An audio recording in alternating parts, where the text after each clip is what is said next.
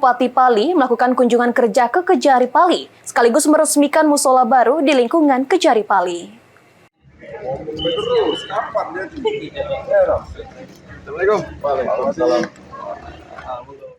Bupati Pali Asgianto melakukan kunjungan ke Kejaksaan Negeri Pali. Dalam kunjungannya, Bupati ikut meresmikan pembangunan musola di Kejari Pali.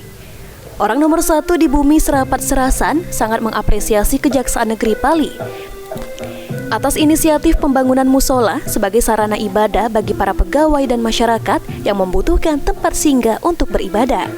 Dengan kunjungan ini, Bupati berharap sinergitas pemerintah dengan Kejaksaan berjalan dengan baik.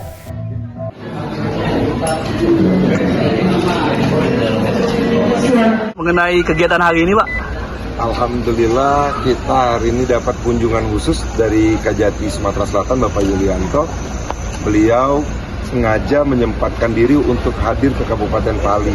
Beliau mengapresiasi yang mana pemerintahan di Kabupaten Pali saat ini berjalan kondusif. Semoga sinergisitas ini terus berjalan agar pemerintahan, pertumbuhan ekonomi di tengah masyarakat bisa bertumbuh kembang.